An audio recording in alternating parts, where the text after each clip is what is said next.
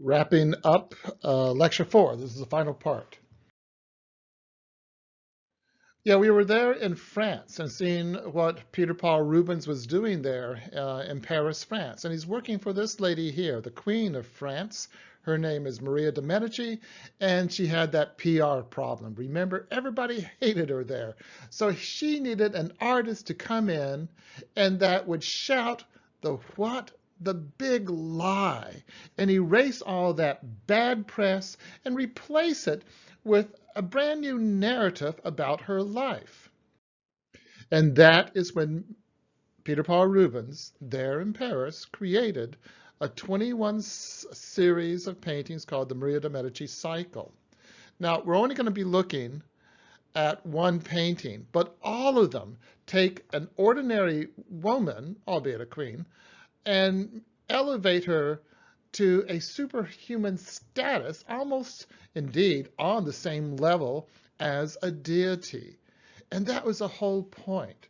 The high Baroque and the brush of Peter Paul Rubens could transform ordinary people into these godlike beings. Now here's a point. Royalty and the aristocracy preferred patronizing the high Baroque style because it did portray them in grandiose, flamboyant, intimidating manner that made them look larger than life. And here's the one painting out of the series that we're looking at. This is when Maria de Medici arrives on the shores of France for the very first time, coming directly from her home country of Italy. And there she is being greeted by the personification of France, who is genuflecting before the queen. And above the queen, you have this winged trumpeter, and below you have all these sea creatures in celebration. It's as though they were like her escort from Italy to the shores of France. In other words, like she's like rubbing shoulders. She's mingling with deities and mythological figures and personifications. She's portrayed as this glorious human being, and not in just simple ordinary terms. And everything about it is about emotion and motion and grandiose celebration and noise and trumpets and flags flying and all that stuff. Come up a little closer, and indeed, this is a painterly style because, once again, you have the emphasis on visual texture. And you can look at the helmet there and the dress the queen is wearing or the feather over there. All this stuff is carefully differentiated by the brush of Rubens and his assistants. And there are those sea creatures. Man, I mean, wow, talking about visual texture and all the wetness. And look at that drowning horse over there. Oh no. And and the trumpet of the seashell down there. It really is a very festive, glorious, loud style. Yeah, and those figures. That's the figure type that Rubens preferred for his women. It's still today called a Rubenesque female figure type. It probably reflects many of his patrons' figure type, and he has celebrated it in this idealization in art, sort of making it fashionable. Come a little closer there, and there you can see the waves, slapping at the flesh of that sea creature there. Again, the visual texture. Hey, come a little closer than that. And look, I mean, look at the detail. It's so tactile. You really do vicariously live the experience when you look at these over life-size evocations by Rubens. It's so absorbing emotionally and mentally, and even physically to an extent. It's overpowering. And here's something I want you to remember. Rubens was in such demand because, again, he's spreading the high Baroque style all across Western Europe, so he can't really lay every brushstroke down on those canvases. So he worked out this marvelous system. He would paint like a blueprint, and we're looking at one right there.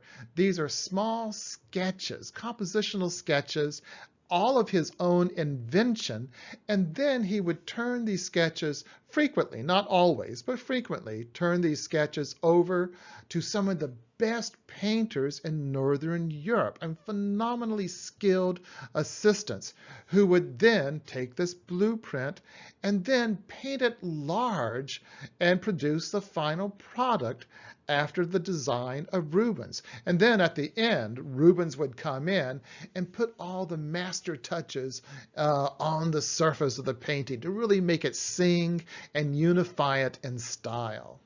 So remember, Rubens is famous for his factory of assistants that help churn out all of these examples of high Baroque art throughout Western Europe.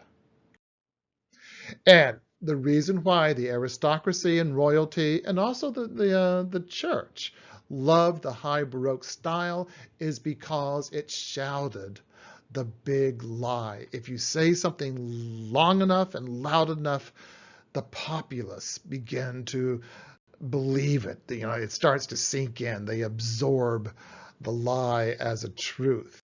So when you go to the palace of Maria de' Medici, she throws a party or whatever, the halls are lined with all of these huge canvases, and you sit there and you contemplate that how Maria throughout her life, commingled with deities and the gods and goddesses of Olympus, and all the thing is so muscular and celebratory.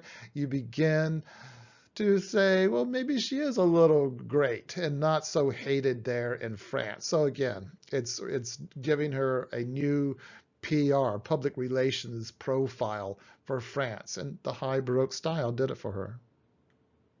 Yeah, royalty, aristocracy preferred the high Baroque because it portrayed them as larger than life, above the peasants and the ordinary. Another word about landscape painting, which becomes increasingly important during the Baroque period. Now, we've already looked at the classical landscape formula codified by Annibale Carracci, continued by Poussin. But Rubens also painted landscapes, some of them anyway. And here's an example of his. Now, one point I want you to remember is Rubens, because he's a high Baroque artist, he did not follow the classical formula for landscapes. Let's see what he did instead. First off, you can see how Baroque it is in composition, the Baroque mode of expression. You have the sweeping diagonal recession that goes all the way back into the vista. And you have an open composition because once you go way back there, there's the middle, you go way back there, and everything drifts off to our right, away from the center, taking us further and further back and out of the picture frame. Hey, okay, here, remember, Rubens principally based his style on the Venetian High Renaissance, and we're looking at Titian, the leader of the Venetian High Renaissance. And we looked at this painting, and one thing I pointed out is this compositional device that the Venetians set up. On the left, you have closed space with that drapery behind Venus there, and with the open room to the right, you have open space, and that sets up this diagonal recession. Well, look what Rubens does. You have on the left closed space. You have the wagon there and trees, it sort of blocks our view. And on the right, you have open space. And this closed open dichotomy also aids this recession. We start with the visual up front, and then our eyes sweep all the way back into the distance. And another thing about this not following the classical formula for landscapes, there's not a clear division of foreground, midground, background, although you could pick it out, it's far more unified and sweeping. So it's not strictly observing that spatial division. More importantly, you don't have classical architecture there. You have a building on the left, but that's actually Rubens's villa. That's his house. This is his farmland right there. And probably most importantly, it doesn't depict, like a classical landscape, a historical subject. There's nothing taken from the Bible or Greco-Roman history. Instead, it's everyday farm life. You have a hunter with a dog there and people in a wagon going somewhere. It's just like daily life. So the subject and the style does not conform to the classical formula for landscapes.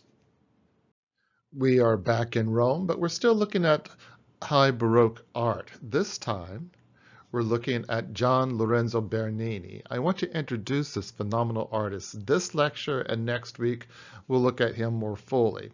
He was an architect and a painter. This is a self-portrait, but he was first and foremost a sculptor. And here's another self-portrait of Bernini as a damned soul.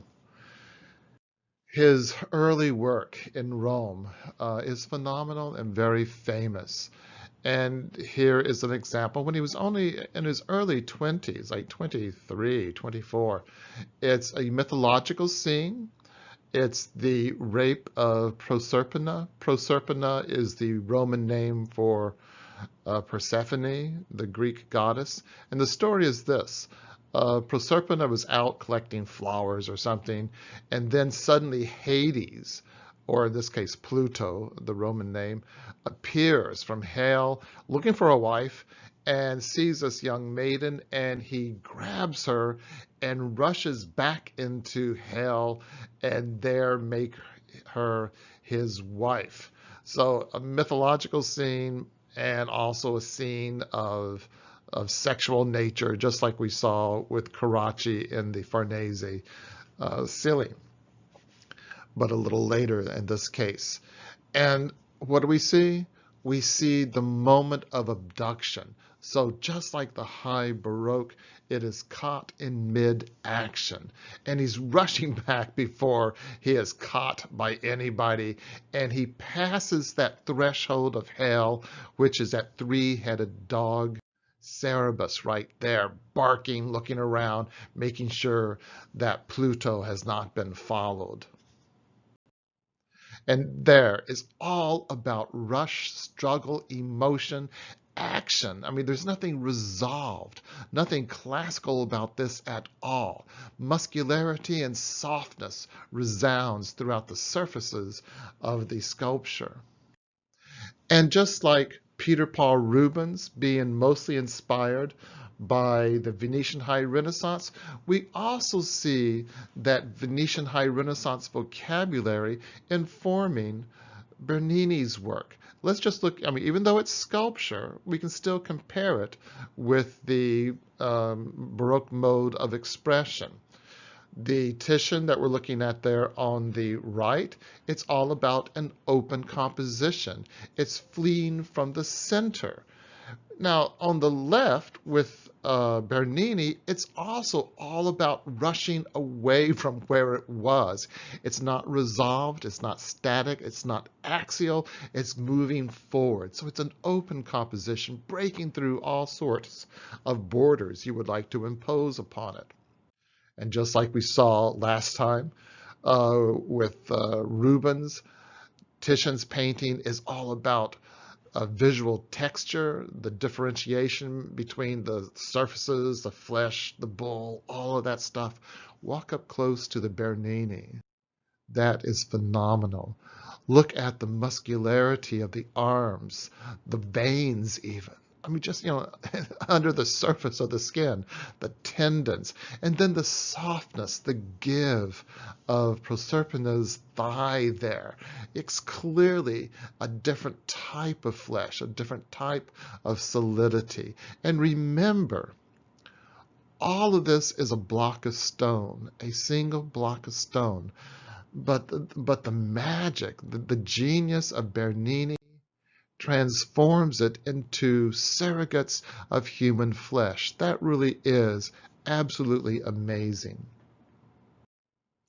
And also, Bernini and the High Baroque is all about not just motion, but emotion. This is a strenuous moment, like the turning point in Proserpina's life. She's screaming back to her mother. And if you go up a little closer, look at the hair, the texture of the hair. Go up a little closer, and you can see not only she's screaming, but she's also crying. Again, all about emotion and motion. The High Baroque is a very theatrical, dramatic style. Powerful. Yeah, let's call it quits, and we'll look at Bernini a little more next week.